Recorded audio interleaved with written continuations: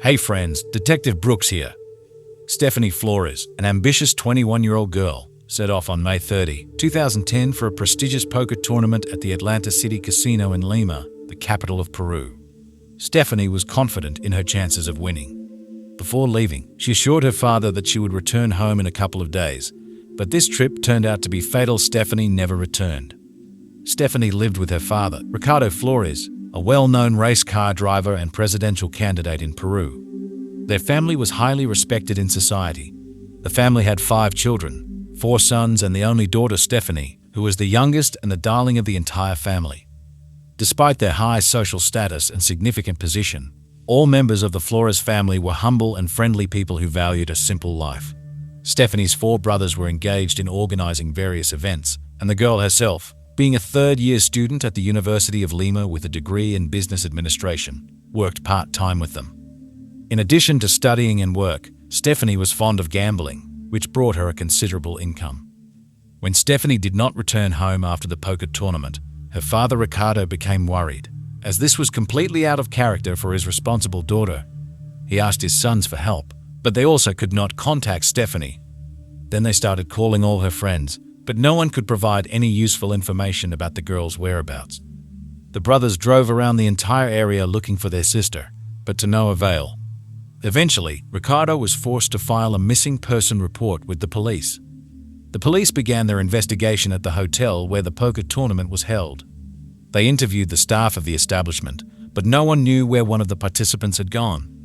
Detectives decided to review the footage from the surveillance cameras and discovered that around 3 o'clock in the morning on May 30, Stephany entered the conference room where the tournament was being held and sat down at a table next to a young man in light-colored clothing. They chatted nicely during the game and left the room together around 5 in the morning. Hotel employees confirmed that they had seen them together and described Stephany's companion as a polite and pleasant young man who looked like Hollywood actor Brad Pitt. But where did this couple go after the tournament? The answer to this question was found on other surveillance camera footage. According to them, Stephany and the stranger entered room 309, registered in the young man's name, at 5:16 a.m. After some time, the man left and returned with 2 cups of coffee and buns. And 3 hours and 20 minutes after their first visit to the room, he left again, taking his backpack with him, and did not return. Before leaving, he asked the hotel staff not to disturb the girl in the room, so no one bothered her until the police arrived. Detectives decided it was time to visit room 309 and check if the girl was okay. But what awaited them behind the door exceeded their worst fears. Opening the room, the police found themselves faced with the horrific scene. Stephany Flores was lying dead in a pool of her own blood, brutally beaten to death. A tennis racket was seized from the room, which was likely used as the murder weapon. Experts determined that the girl died from a blow to the head with a blunt object, which caused a hemorrhage in the brain. She had a broken neck, traces of blood flowing from the left side of her head, from her ear and nose. There were also signs of strangulation and blunt trauma to the back of the head and lower neck area. Stephany was fully clothed and lying on her back. There were no signs of sexual assault, so this motive was immediately dismissed. Investigators were faced with the question: if the murder was not sexually motivated, then what pushed the perpetrator to such a cruel act? Robbery seemed a likely reason, as all of Stephany's money, credit cards, and jewelry had disappeared from the room. It is known that the girl had a large sum of cash with her, about $15,000, of which $10,000 she had won at the tournament, and another $5,000 her father had given her to buy a new laptop. After examining the crime scene, the detectives already had a prime suspect, the same young man from the surveillance camera footage. During the investigation, it was found out that room 309 was registered in the name of 22-year-old Dutchman Joran van der Sloot. The police decided to dig deeper into the identity of this young man and came across stunning facts from his biography. It turned out that van der Sloot was already on the international wanted list and was a suspect in the case of the disappearance of American student Natalee Holloway. The girl disappeared without a trace while vacationing on the island of Aruba on May 30, 2005. Exactly 5 years before the murder of Stephany Flores. The alarming coincidences in dates and the similarity of circumstances led the investigation to assume that the Dutchman might be involved in other crimes as well. The capture of the dangerous killer became a priority for Peruvian law enforcement, so they put van der Sloot on the wanted list and threw all their efforts into searching for him. While the hunt for the Dutchman was underway, detectives decided to delve deeper into the case of missing Natalee Holloway to better understand the suspect's personality and possible motives. Here's what they managed to establish. Natalee Holloway was born on October 21, 1986 in Clinton, Mississippi, USA, and was the eldest child in the family. When the girl was 7 years old, her parents divorced, and the children stayed with their mother, although they maintained a warm relationship with their father. At the age of 14, Natalee moved with her family to the city of Mountain Brook in Alabama, where her mother entered into a second marriage with a wealthy businessman. The girl was an excellent student at school, was engaged in cheerleading and dancing. After graduating from high school with honors, Natalee received a full scholarship to the university. It seemed that brilliant prospects were opening up for her, but a fateful trip to the island of Aruba in May 2005 forever crossed out all her plans and dreams. Natalee Holloway, an 18-year-old high school graduate, set off on her dream vacation to the island of Aruba, a paradise corner of the Caribbean Sea that is part of the Netherlands. Aruba, along with other islands in the region, is known as the Dutch Caribbean and is famous for its safety and extremely low crime rate. The trip was organized by the school specifically for graduates who were celebrating the end of their studies. In May 2005, a group of 124 students and 11 teachers arrived on the island, full of enthusiasm and anticipation of an unforgettable adventure. The vacation was going perfectly. The group stayed at the luxurious Holiday Inn Hotel on an all-inclusive basis. On Aruba, alcohol consumption is allowed from the age of 18, so young people had the opportunity to fully enjoy exotic drinks. Each day was filled with carefree leisure. Vacationers enjoyed the beach, swimming in the crystal clear blue waters, lively conversations and jokes. After a hearty lunch, someone could afford a luxurious afternoon nap. In the evening, the whole company gathered for dinner, and then went to the casino or bar to taste various cocktails, including alcoholic ones. May 29, 2005 was the last day of the vacation. It was no different from the previous ones, except that everyone began packing their suitcases before departure. Natalee, like the rest, packed her things, put her passport next to her suitcase, and went to dinner. After the meal, some continued to have fun, while others returned to their rooms to get a good night's sleep before the morning flight. On the morning of May 30, students and teachers gathered in the lobby of the Holiday Inn Hotel to check out and head to the airport. But the teachers noticed the absence of one student. After checking the lists, they found that Natalee Holloway was missing. No one in the group knew where she could be. At first, the teachers assumed that the girl might have overslept and called her room, but there was no answer. Then they went to her room with a hotel employee and opened the door. To their surprise, Natalee was not there, although her suitcase with her belongings and passport remained in the room. The entire hotel staff and teachers started searching for the girl, scouring every corner of the property, but to no avail. Around 11 a.m., one of the teachers called Natalee's mother and reported the girl's disappearance. The woman asked if Natalee could have gone somewhere alone, but the mother was sure that her daughter would never have done that. She immediately suggested that the girl had been kidnapped. All students and teachers were in a state of shock at the time, as they knew Natalee as a very responsible person and understood that she could not have disappeared without a trace and not tell anyone. Something terrible must have happened to her.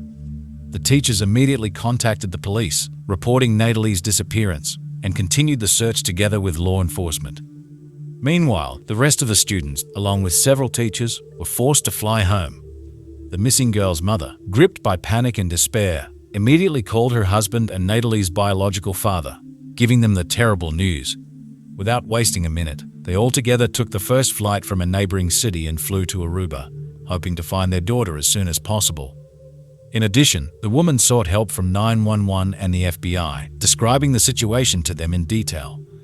As soon as they set foot on Aruban soil, Natalee's relatives immediately plunged into the search, questioning everyone who might have seen the girl at the hotel or resort. They handed out photos of the missing girl and actively cooperated with the investigation from the very beginning. During the investigation, a stunning discovery was made. Natalee did not spend the night in her hotel room on the night of her disappearance. Moreover, no one saw her at the hotel that night at all. However, some of her friends recalled seeing Natalee talking to a tall guy of European appearance, probably Dutch, in the casino adjacent to the hotel. They suggested that the girl could have gone somewhere with him. Casino security guards reported that around 1 o'clock in the morning, when the establishment was closing, they saw Natalee leave and get into a silver Honda with 3 young men. Employees recognized these guys, as they often visited the casino.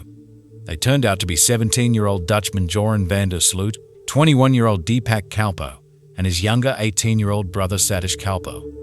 After watching the surveillance camera footage, the police were convinced of the truthfulness of the guards' words. The footage clearly showed Natalee sitting at the same table with Joran, and then all four of them leaving the casino together. Some employees of the establishment described van der Sloot as a real womanizer who hunted for young wealthy female tourists in order to swindle money from them. At the time of the events, Joran was only 17 and lived in Aruba with his parents. The young man came from a well-to-do family. His father was a successful lawyer and was preparing to become a judge. Joran himself was considered a promising athlete, an excellent student, and everyone predicted a brilliant football career for him. But from his teenage years, he began to have problems with behavior. The young man became a regular at bars and casinos and excessively indulged in alcohol. All leads pointed to this Dutch youth, so Natalee's parents, along with the police, went to his house to interrogate him. The silver Honda, in which the missing girl was last seen, was parked near the house. Joran's father opened the door. When the police informed him of the suspicions against his son, the man replied that the young man had gone to the casino at another hotel. Law enforcement officers immediately went there, hoping to catch Joran, but he had already disappeared without a trace. While everyone was busy looking for the young Dutchman, his father called the police and reported that his son had just returned home with his friend Deepak. When the police arrived at the scene, they decided to immediately separate the young men and interrogate them separately. It turned out that their testimonies not only contradicted each other, but also constantly changed. At first, both claimed that they had never seen the missing girl at all. But when investigators showed them the surveillance footage, which clearly showed them communicating with Natalee, Joran suddenly remembered that he had indeed met her that evening. According to him, after playing at the casino, the girl asked him to go to a nightclub with her. Joran agreed and invited two friends, Deepak and his brother Satish. They got into the car together and went to the club, where they had a great time over cocktails and dancing. After that, according to the Dutchman, they drove Natalee back to the hotel and never saw her again. However, at the end of the conversation, Joran let slip that he saw a hotel security guard allegedly pestering the girl when she returned to her room. However, the police immediately realized that this version of events was a complete lie. They had already thoroughly studied all the surveillance camera footage and knew for certain that Natalee did not return to the hotel that night. Investigators repeatedly arrested the suspects for giving false testimony, but due to lack of evidence, they were released each time without charges being brought. During further interrogations, the young men changed their story.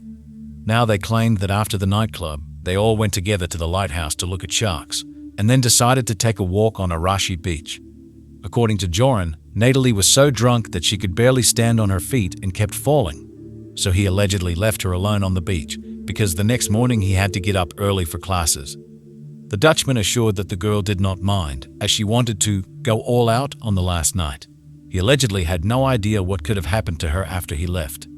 However, according to him, now, looking back, he deeply regretted leaving Natalee there alone, because it seemed to have led to her disappearance.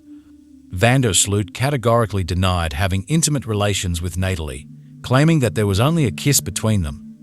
On the other hand, his friends said that the Dutchman had actually had fun with the girl and then left her to fend for herself on the beach. The police thoroughly searched the beach in question, but found no trace of the missing girl. However, soon one of the gardeners of a neighboring hotel approached law enforcement with new information. The man reported that on the night Natalee disappeared, he saw Joran, Deepak, and Satish digging a hole near a pond in a vacant lot. Investigators immediately rushed to the specified location, even drained the pond, dug up the entire area, but found nothing suspicious.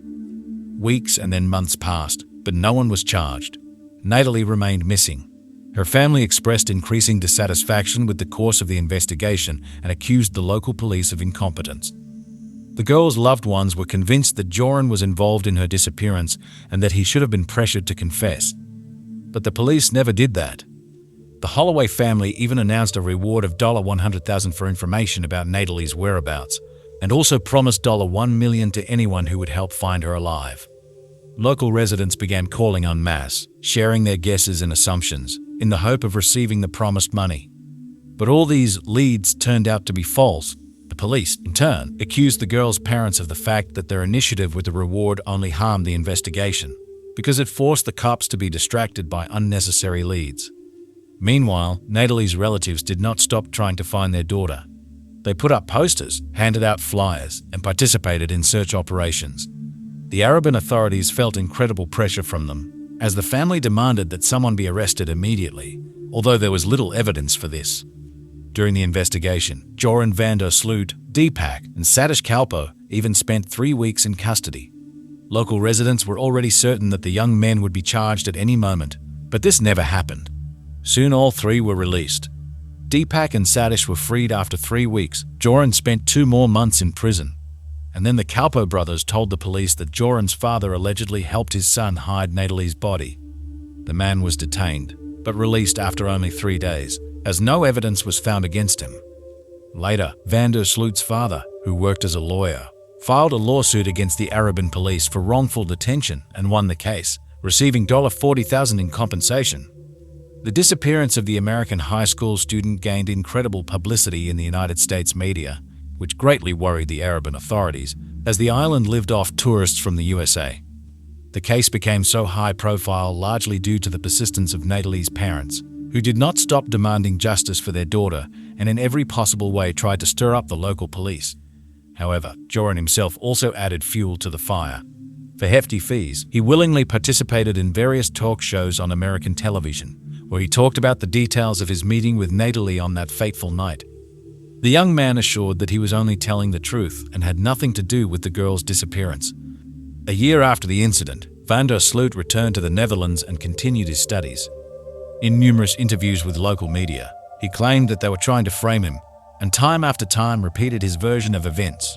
Allegedly, he left Natalee Holloway on the beach that night and went home, and therefore was not responsible for her disappearance. Together with a journalist, Joran even published a book about this case, where he detailed his story and proved his own innocence. The young man made a pretty penny on all this. Under pressure from the missing girl's parents, the Arabian police nevertheless dared to conduct searches in the van der Sloot's house and the surrounding area.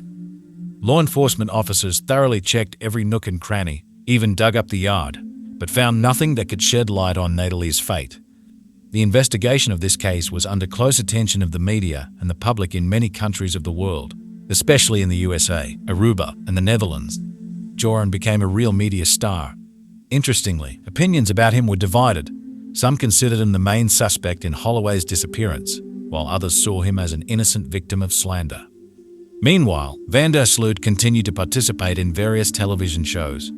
During one of them, unable to withstand the pressure of the hosts and the sharp questions of the audience, he threw a glass of drink right in the journalist's face. 3 years had passed since Natalee's disappearance when new details emerged in this case. One of the witnesses claimed that on that night, around 4 a.m., he saw Joran and his father near the pond.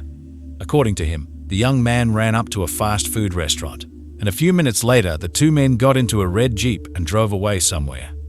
Another lead was related to van der Sloot's ex-girlfriend. She told the police how one night Joran said something to her like, "Who knows, maybe now you're lying on the beach next to someone who is able to get rid of a corpse." The girl was horrified by these words and believed that an innocent person would never have said such a thing. But despite all these testimonies, suspicious coincidences, and changing statements of the suspects, the Arabian police never managed to find enough evidence to charge anyone. The cases against Joran van der Sloot, Deepak, and Satish Kalpo were closed. Investigators promised to reopen the proceedings only if new significant facts emerged. In the end, no one was ever charged in connection with the disappearance of Natalee Holloway. Joran seemed to be reveling in his impunity and infamous fame. And in 2008, something unexpected happened. A video appeared on the internet, made with a hidden camera, in which van der Sloot told journalists about the circumstances of Natalee's death. Allegedly, they had sex on the beach, and then the girl suddenly began to shake and lost consciousness. Then Joran asked his friends to help take her body out to sea by boat and dump it overboard. Later, another scandalous recording appeared on the web, in which van der Sloot literally gloated over the fact that Natalee's body was never found. "Otherwise I would have been fried," he bragged, hinting that someone had helped him cover up the traces of the crime. But most amazingly, all these revelations had no legal consequences for him. The Arabian police refused to accept his confession in front of a hidden camera as evidence, claiming that it was not enough for trial. Allegedly, without a body and physical evidence, it was impossible to hold Joran accountable. Investigators suggested that with his sensational statements, Sloot was simply trying to create scandalous fame for himself and make money. Therefore, he made up all these gruesome stories. For some time, Joran even underwent treatment in a psychiatric clinic, where he turned of his own free will, and soon he moved to Bangkok, the capital of Thailand. There, with the money earned from interviews and the sale of the book, the young man bought a small restaurant and set about developing his business. That same year, another journalist met with Sloot, who was then living in Thailand. In a conversation with her, Joran said that he had sold Natalee Holloway into sexual and shared the proceeds with the Kalpo brothers, who allegedly helped him in this scheme. He also admitted that he was involved in the transfer of Thai women to the Netherlands, where they too were destined to become sex slaves. According to him, he managed to earn up to $30,000 on each victim. However, as soon as the interview was over, Sloot called the journalist and stated that he was just joking. Such inadequate antics by Joran did not go unnoticed by the local authorities. After the interview, the Thai police took an interest in him in connection with the voiced information about human trafficking and began an investigation. To avoid trouble with the law, Sloot was forced to flee the country, abandoning his restaurant business and savings. However, he later managed to sell his establishment in Bangkok remotely. Shortly thereafter, Joran's father died of a heart attack. The young man took the loss very hard, feeling guilty for his father's untimely death. Due to a nervous breakdown, he again found himself in a psychiatric hospital. Accidentally, after being discharged, Sloot's financial situation became extremely difficult. Desperately in need of money, he came up with another insidious plan. In 2019, the Holloway family's lawyer reported that an anonymous person had contacted him and offered a deal. The unknown person demanded $250,000 for information about the location of Natalee's remains. At the same time, the criminal asked for $25,000 in advance. During the investigation, it turned out that none other than Joran Sloot was behind these messages. To expose the scammer, Natalee's father agreed to a meeting and brought the agreed amount to Aruba. During the conversation, Joran gave another version of the events of that fateful night. Allegedly, he and Natalee had a fight. He pushed her, and the girl, falling, hit her head on a stone and died instantly. And then Joran, together with his father, buried the body in the foundation of one of the houses. Sloot insisted that everything happened by accident and he was not to blame for anything. He even showed the place where Natalee's body was allegedly hidden. But when the police checked his words, it turned out that this was another lie. The house that Joran was talking about was built even before the girl's disappearance, so her remains could not have ended up under it in any way. And shortly after the meeting, Natalee's father received an email from the blackmailer, in which he admitted that the story with the house was a fiction. In order to bring Sloot to justice, if not for murder, then at least for extortion and fraud, the Holloway family involved the FBI in the case. Finally, official charges were brought against the Dutchman. But as soon as Joran found out about this, he fled to Peru. It was there that the tragedy with Stephany Flores occurred. On June 3, 2010, Sloot's ex-girlfriend called the police. She reported that the fugitive had just contacted her and asked to borrow money for a plane ticket. Thanks to this information, the cops managed to track down Joran. He was detained in Chile, where he had arrived from Peru in 2 taxis. He was just about to board a plane, but did not have time. During the arrest, the police noticed that the suspect's clothes were stained with blood. Obviously, while fleeing, he did not have time to change. Soon, Joran Sloot was extradited from Chile to Peru, where he was charged with the murder of Stephany Flores. At the very first interrogation by the police, the arrestee resolutely denied his guilt. According to his version, armed robbers burst into the hotel room, stole all the valuables, and shot the girl, and he allegedly managed to escape from the criminals alive. Joran explained the blood of Stephany on his clothes by the shooting that took place in the room. But the police did not believe this story. Surveillance camera footage refuted the presence of armed robbers in the hotel. Moreover, none of the staff or guests heard any sounds of shooting. But most importantly, forensic experts established that Stephany Flores died not from a bullet, but from a blow with a blunt object. So, 4 days after his arrest, Sloot nevertheless confessed to the crime. As Joran recounted, a friendly conversation struck up between him and Stephany in the room. But suddenly he noticed that the girl, without permission, looked into his laptop, where a page was open with a mention of the disappearance of Natalee Holloway and Sloot's possible involvement in this. The young man rushed to convince Stephany that all these suspicions were unfounded, that he was in no way connected with the Holloway case and was not to blame for anything. But the frightened girl did not believe him. She hit Joran in the face and rushed to the door, intending to escape. This attempt caused a fit of furious rage in him. The enraged Sloot attacked Stephany. First, he hit her in the face with his elbow, breaking her nose. Then he grabbed the girl by the throat and began to strangle her. There was blood everywhere, including on his shirt. Then Joran took off his bloody shirt and threw it over Stephany's face, pressing the fabric to her mouth. When the girl's body finally went limp and she stopped showing signs of life, the attacker came to his senses. According to Sloot, he deeply regretted what he had done and blamed alcohol and the actions of the victim herself, who allegedly provoked him. He said he feared that Stephany would bring the police down on him, so he acted under the influence of emotions. He simply could not control himself and prevent the threat that the girl posed to him. However, investigators adhered to a simpler explanation. In their opinion, Joran could have killed Flores for selfish motives, since money and jewelry disappeared from the room. Realizing that he faced a severe sentence in Peru, Sloot tried to make a deal with the investigation. He offered to indicate the burial place of Natalee Holloway's remains in exchange for dropping the charges of Stephany's murder. But the prosecutors refused to bargain. The trial of Joran Sloot in the case of the murder of Stephany Flores went rather quickly, since all the evidence pointed to his guilt. The prosecution provided surveillance camera footage that captured the defendant entering the hotel room with the victim and a few hours later leaving it alone. Traces of the dead girl's blood were found on Joran's wrists, and on Stephany's body itself and on the murder weapon. Experts found the Dutchman's DNA. Sloot's lawyer understood the hopelessness of the situation, so she advised her client to plead guilty in exchange for leniency from the court. She hoped that in this way he would be able to get away with 15 years in prison. But despite the confession, Joran was sentenced to 28 years in prison.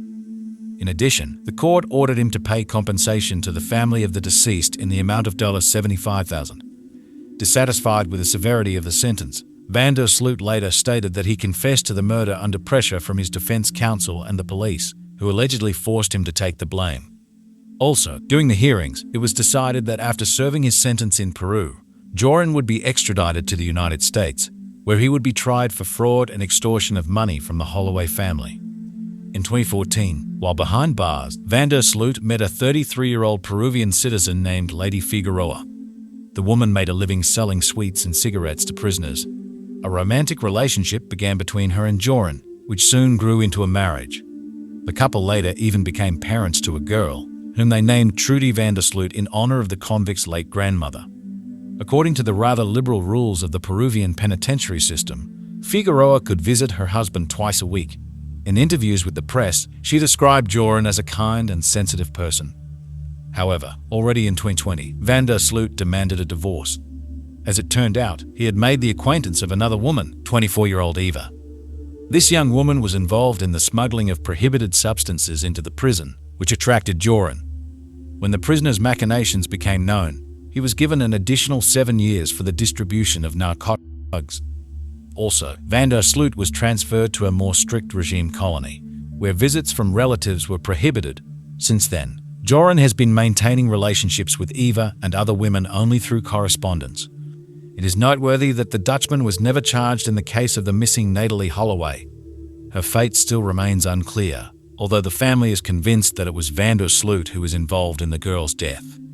The residents of Aruba were convinced that 3 young men were involved in the disappearance of Natalee Holloway, Joran Sloot, and the brothers Deepak and Satish Kalpo.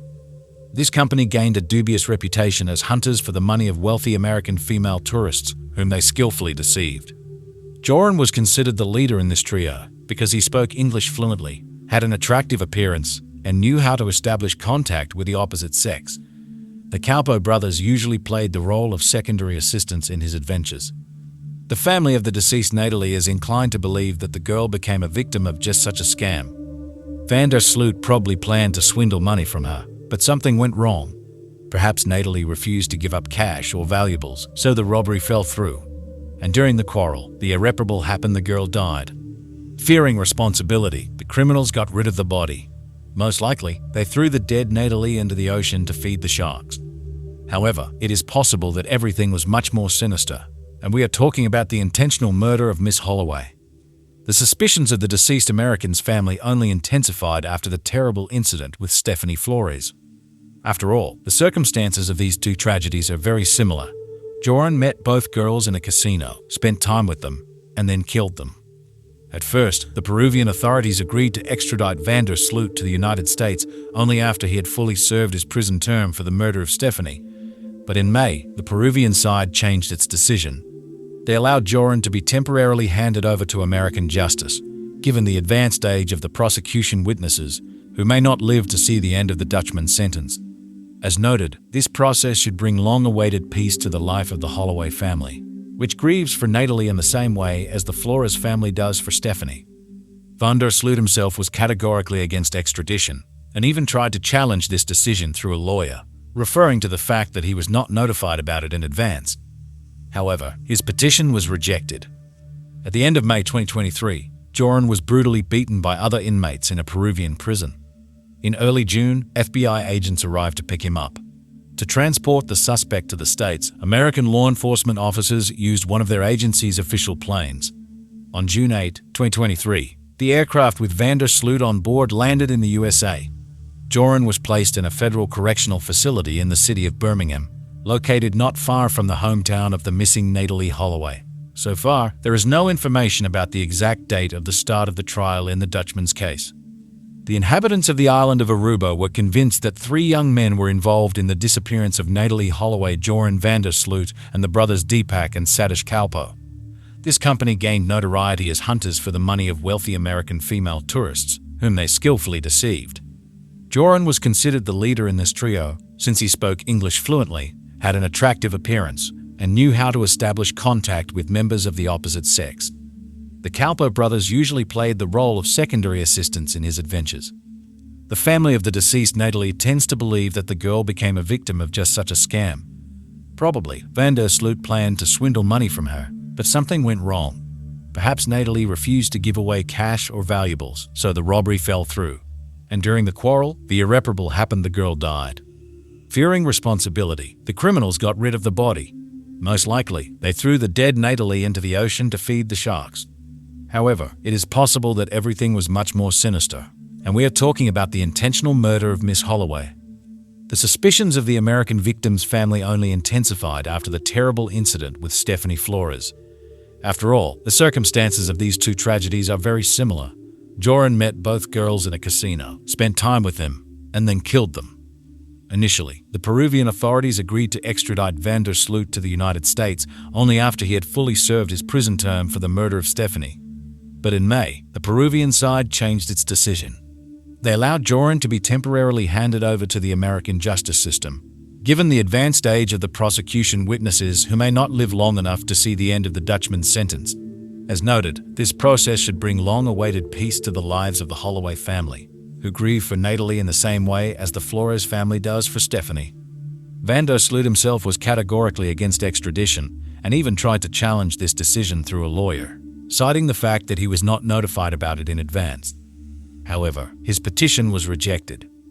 At the end of May 2023, Joran was brutally beaten by other inmates in a Peruvian prison. In early June, FBI agents arrived to take him into custody.